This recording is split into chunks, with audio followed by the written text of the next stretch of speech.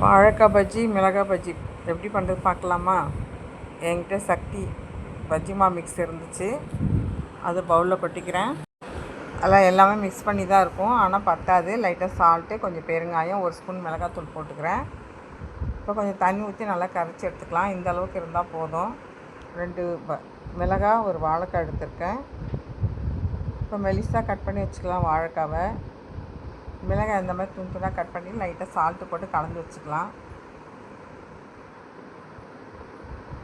கொஞ்ச நேரம் அப்படியே இருக்கட்டும். ஸ்டவ் ஆன் பண்ணி எண்ணெய் ஊற்றிடலாம். கடாயில் எண்ணெய் காஞ்சிட்டு இருக்கட்டும். அதுக்குள்ளே நம்ம எல்லாம் ரெடி பண்ணி வச்சுக்கலாம். இப்போ பாருங்கள், எண்ணெய் ஊற்றி வச்சுருக்கேன், நல்லா காஞ்சிடுச்சு. இப்போ வாழைக்காய் பஜ்ஜி போட்டுக்கிறேன். இந்த மாதிரி லீவ் டைமில் இருக்காங்க பிள்ளைங்க, ஏதாவது சாயந்தரத்தில் சாப்பிட்றதுக்கு கேட்டாங்கன்னா இந்த மாதிரி பண்ணி கொடுக்கலாம். கடையில் வாங்கிறதுலாம் எண்ணெய் சுட்ட எண்ணெயிலே சுட்டுட்ருப்பான், நல்லாவே இருக்காது, கெடுதலும் குழந்தைங்களுக்கு. நம்ம வீட்டிலே ஃப்ரெஷ்ஷாக பண்ணி கொடுக்கலாம். அப்புறம் நல்லா செவந்துருச்சு, அப்படியே திருப்பி விட்டுக்கலாம். அப்படியே சிம்மிலே வைங்க, அப்படியே வேகட்டும். இப்போ செவந்துருச்சு, எடுத்துக்கலாம். ப்ளேட்டில் வச்சுக்கிறேன். இது ஃபுல்லாக வாழைக்காய் பஜ்ஜிங்க. அடுத்தது மிளகாய் பஜ்ஜி போட்டுக்கிறேன்.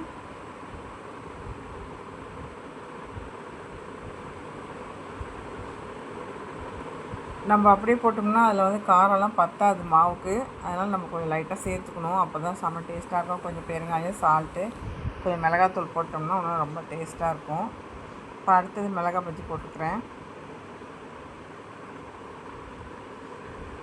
இப்போ அப்படியே திருப்பி விட்டுக்கலாம். இப்போ நல்லா செவந்துருச்சு. சிம்மிலே வச்சா தான் நல்லா வேகும், பாஸில் வைக்கக்கூடாது, தீஞ்சிரும். இப்போ நல்லா செவந்துருச்சு, ப்ளேட்டில் மாற்றிக்கலாம். அதிலே வச்சுக்கிறேன். ஒரு சைடு ஃபுல்லாக மிளகாய் பஜ்ஜி, ஒரு சைடு வாழைக்காய் பஜ்ஜி எடுத்துருக்கேன். இதுக்கு உடச்சக்கல் சட்னி அரைச்சி சாப்பிட்டா சூப்பராக இருக்கும். ஆனால் பிள்ளைங்க சட்னி வேணான்ட்டாங்க. நான் வெறும் பஜ்ஜி மட்டும் தான் போட்டு வச்சுருக்கேன். இந்த வீடியோ உங்களுக்கு பிடிச்சிருந்தா லைக் பண்ணுங்கள், ஷேர் பண்ணுங்கள். பாய்.